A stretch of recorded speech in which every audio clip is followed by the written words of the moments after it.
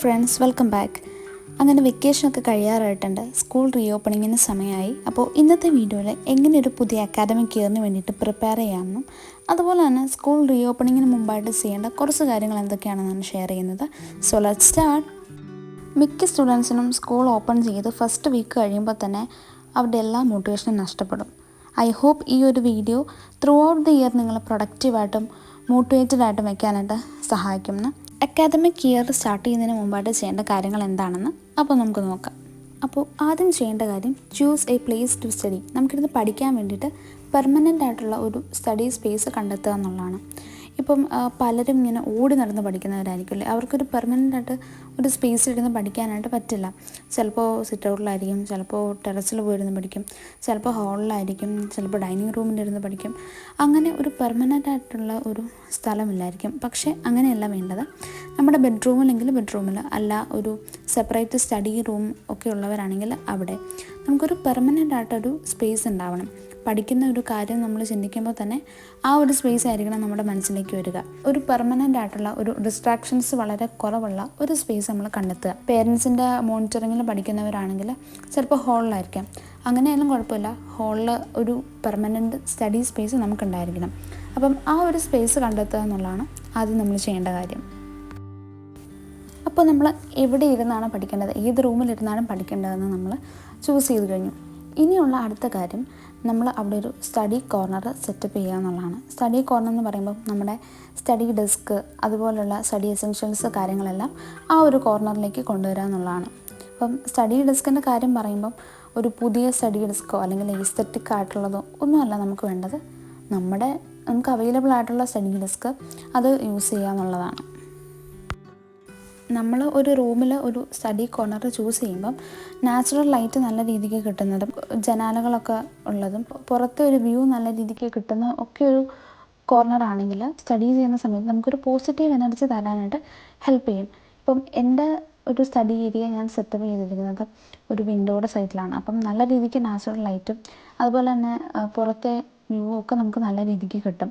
അപ്പോൾ എനിക്കൊരു പോസിറ്റീവ് ഒരു എനർജി ആയിട്ട് ഫീൽ ചെയ്യാറുണ്ട്. അപ്പം അങ്ങനെയുള്ള ഒരു സ്റ്റഡി കോർണർ ആയിരിക്കണം നമ്മൾ ചൂസ് ചെയ്യേണ്ടത്.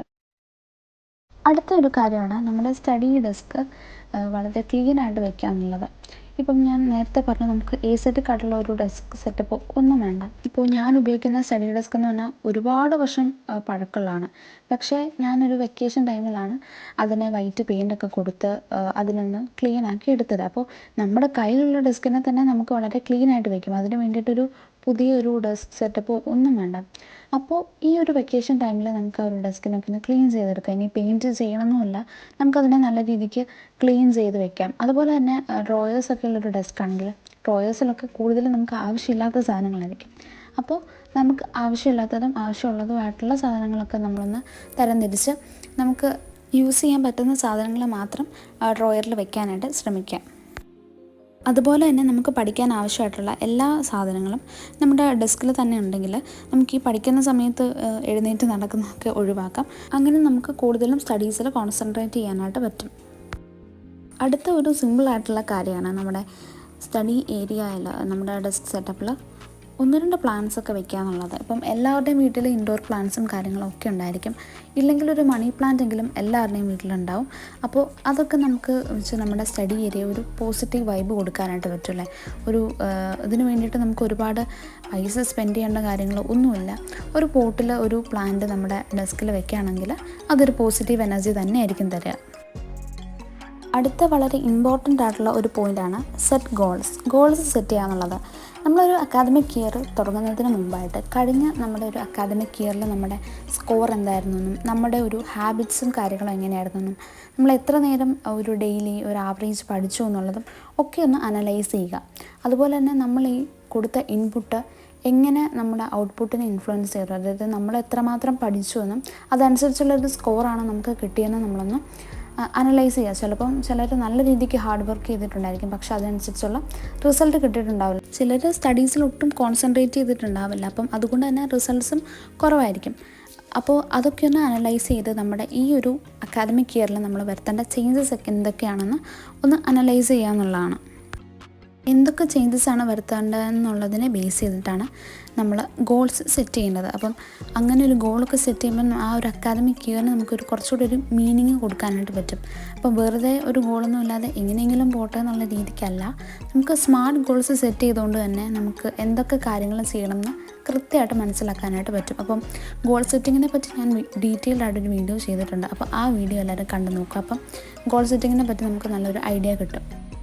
അടുത്ത പോയിൻ്റാണ് സെറ്റ് എ റുട്ടീൻ. നമ്മൾ അക്കാദമിക് ഇയർ സ്റ്റാർട്ട് ചെയ്ത് കഴിയുമ്പോൾ ഫോളോ ചെയ്യേണ്ട ഒരു റുട്ടീൻ എന്താണെന്ന് നമ്മൾ നേരത്തെ സെറ്റ് ചെയ്യാം. നമുക്കറിയായിരിക്കുമല്ലോ നമ്മുടെ സ്കൂൾ ടൈം എങ്ങനെയാണ്, 9 to 4, 9:30 to 3:30. അപ്പം ഓരോരുത്തർക്കും സ്കൂൾ ടൈം ഡിഫറൻ്റ് ആയിരിക്കും. അപ്പം നമ്മുടെ സ്കൂൾ ടൈം എപ്പോഴും ഫിക്സ്ഡ് ആണ്, അത് മാറുന്നില്ല അല്ലേ. അപ്പം ബാക്കിയുള്ള ഒരു ഫ്ലെക്സിബിൾ ആയിട്ടുള്ള ഒരു ടൈം എന്ന് പറഞ്ഞാൽ നമ്മുടെ മോർണിംഗ് ടൈമും ഈവനിങ് ടൈമുമാണ്. അപ്പം ഈ ഒരു സമയത്ത് നമ്മൾ എന്തൊക്കെ കാര്യങ്ങൾ ചെയ്യണം എന്നുള്ളത് പ്രീ പ്ലാൻ ചെയ്ത് വെക്കുക, ഒരു റുട്ടീൻ സെറ്റ് ചെയ്യുക. ഇപ്പോൾ രാവിലെ എഴുന്നേൽക്കേണ്ട സമയം, എന്തെങ്കിലും എക്സസൈസ് ചെയ്യുന്നുണ്ടെങ്കിൽ അതിൻ്റെ സമയം, രാവിലെ ഇരുന്ന് പഠിക്കുന്നുണ്ടെങ്കിൽ അത് എത്ര ടൈം ആയിരിക്കണം, നമ്മൾ സ്കൂളിലേക്ക് റെഡി ആകേണ്ട സമയം എത്ര ആണ്, ബ്രേക്ക്ഫാസ്റ്റിൻ്റെ സമയം, അതുപോലെ ആ ഒരു മോർണിംഗ് റുട്ടീന് നമ്മൾ കൃത്യമായിട്ട് ഫിക്സ് ചെയ്ത് വെക്കുക. അതുപോലെ തന്നെ ഈവനിങ് റുട്ടീനും, സ്കൂളിൽ നിന്ന് വന്നു കഴിഞ്ഞാൽ നമ്മുടെ പ്ലേ ടൈം, നമുക്ക് ടീ ടൈം, അതുപോലെ പ്രയറിനുള്ള സമയം, വൈകിട്ടിരുന്ന് പഠിക്കേണ്ട സമയം, ഈ എല്ലാ സമയവും നമ്മളൊന്ന് ഫിക്സ്ഡ് ആക്കി വെക്കുകയാണെന്നുണ്ടെങ്കിൽ നമുക്ക് ആ ഒരു ഡേ നല്ല രീതിക്ക് യൂട്ടിലൈസ് ചെയ്യാനായിട്ട് പറ്റും. ഈ ഒരു റുട്ടീൻ സെറ്റ് ചെയ്യുമ്പം അതിൽ ഏറ്റവും ഇമ്പോർട്ടൻ്റ് ആയിട്ടുള്ള ഒരു കാര്യമാണ് നമ്മുടെ സ്ലീപ്പ് ടൈം. നമുക്ക് കിടന്നുറങ്ങേണ്ട ഒരു സമയം നമ്മൾ കൃത്യമായിട്ട് സെറ്റ് ചെയ്യുക, അതുപോലെ തന്നെ എഴുന്നേൽക്കേണ്ട സമയം. ഈ ഒരു 2 സമയവും നമ്മൾ വളരെ ഇമ്പോർട്ടൻ്റ് ആയിട്ട് ശ്രദ്ധിക്കേണ്ട കാര്യമാണ്. കാരണം നമ്മുടെ ഉറക്കമാണ് നമുക്ക് ബാക്കി എല്ലാ കാര്യങ്ങൾക്കും ഒരു എനർജി തരുന്നത്. അപ്പം കറക്റ്റായിട്ടുള്ള ഒരു ബെഡ് ടൈം നമ്മൾ സെറ്റ് ചെയ്യണം. അതുപോലെ തന്നെ ശ്രദ്ധിക്കേണ്ട മറ്റൊരു കാര്യമാണ് കേട്ടോ, സ്ക്രീൻ ടൈം. ഈ വെക്കേഷൻ്റെ സമയത്ത് കുട്ടികളെല്ലാവരും അൺലിമിറ്റഡ് സ്ക്രോളിങ്ങിലായിരിക്കും അല്ലേ. അപ്പോൾ ഒരു വീക്ക് മുമ്പെങ്കിലും തൊട്ട് നമ്മൾ ആ സ്ക്രീൻ ടൈമിനൊരു കൺട്രോൾ വരുത്തണം. അപ്പം ഇത് വീഡിയോ കാണുന്നത് സ്റ്റുഡൻസ് ആണെന്നുണ്ടെങ്കിൽ നിങ്ങളുടെ സ്ക്രീൻ ടൈം എത്രയാണെന്നൊന്ന് അനലൈസ് ചെയ്യുക. അതനുസരിച്ച് ഒരു വീക്ക് മുമ്പ് തൊട്ടേ നമ്മുടെ സ്ക്രീൻ ടൈം ഒന്ന് ഹാഫായിട്ടെങ്കിലും റെഡ്യൂസ് ചെയ്യുക.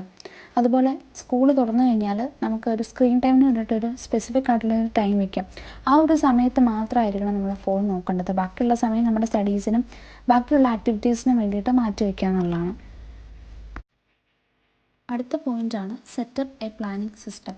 നമ്മൾ ഡെയിലി നമുക്ക് പഠിക്കേണ്ട ഒരു ഗോൾസ് എന്തൊക്കെയാണ്, അതുപോലെ തന്നെ വീക്കിലി നമ്മൾ അച്ചീവ് ചെയ്യേണ്ട ഗോൾസ് എന്താണ്, അങ്ങനെ ഒരു പ്ലാനിങ് സിസ്റ്റം നമ്മൾ ഉണ്ടാക്കണം. നമ്മളൊരു വീക്കെൻഡിൽ നമ്മൾ ആ ഒരു വീക്ക് എങ്ങനെ ഉണ്ടായിരുന്നു എന്നുള്ളത് അനലൈസ് ചെയ്ത് അതനുസരിച്ച് നെക്സ്റ്റ് വീക്കിലേക്ക് ഉള്ള പ്ലാൻസ് പ്രിപ്പയർ ചെയ്യുക. നമ്മൾ ഏതൊക്കെ ഡേയ്സ് ആയിരിക്കണം നമ്മൾ ഓരോ സബ്ജക്ട്സും പഠിക്കേണ്ടത്, അങ്ങനെയൊക്കെ ഒന്ന് പ്ലാൻ ചെയ്ത് വയ്ക്കുക. പുതിയൊരു അക്കാദമിക് ഇയറിന് വേണ്ടിയിട്ട് എങ്ങനെ പ്രിപ്പയർ ചെയ്യാമെന്നുള്ളതായിരുന്നു ഇന്നത്തെ വീഡിയോ. ഈ വീഡിയോ എല്ലാവർക്കും യൂസ്ഫുൾ ആകുമെന്ന് വിചാരിക്കുന്നു. അപ്പോൾ താങ്ക്സ് ഫോർ വാച്ചിങ്. ബൈ.